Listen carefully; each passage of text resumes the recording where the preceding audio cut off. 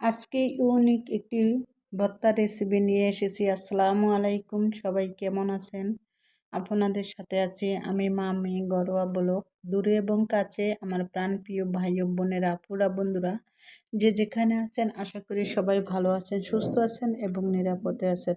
আপনাদের ছোট বড় সবার দোয়া এবং ভালোবাসা আলহামদুলিল্লাহ আমিও আমার ফ্যামিলির সবাইকে নিয়ে ভালো আছি। আজকে একটা ভর্তা রেসিপি নিয়ে এসেছি।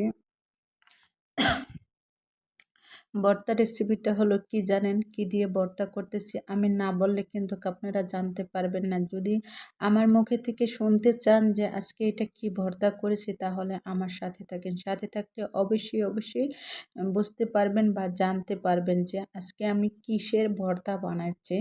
তার সাথে একটু মরিচ আর একটু লবণ, 4-5টা মরিচের একটু ভেজে নিচ্ছি আর একটু লবণ দিচ্ছি। লবণটা মানে এখন মরিচের ভিতরে দিলে মরিচটা অতি সহজে তাড়াতাড়ি বাটা যায়, তাই সেজন্য আর কি মরিচে দিচ্ছে।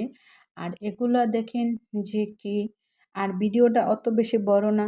আর রমজান মাসে আসলে বড় ভিডিও কেউ দেখতে চায় না, টেনে টেনে দেখে।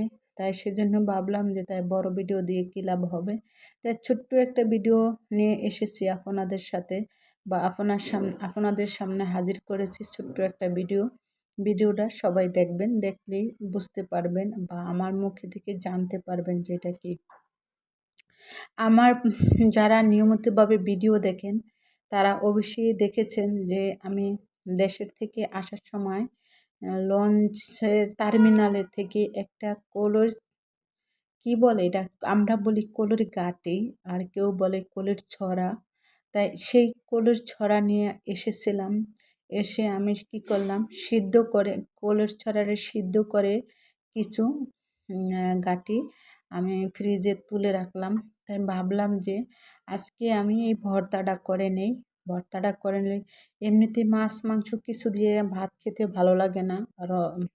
আর আমি বিশেষ করে ভোর রাত্রে ভাত খাই না, কিন্তু আমি ভাত খাওয়ার চেষ্টা করি সন্ধ্যা রাত্রে, কারণ হচ্ছে আমি ভোর রাত্রে ভাত খেতে পারি না।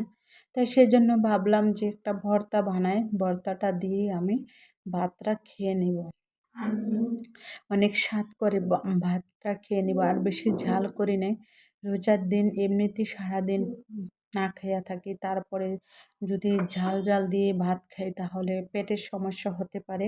তাই সেই জন্য আর বেশি ঝাল করি নেই। দেখতে তো পারছেন কতটুকু মরিচ নিচ্ছি।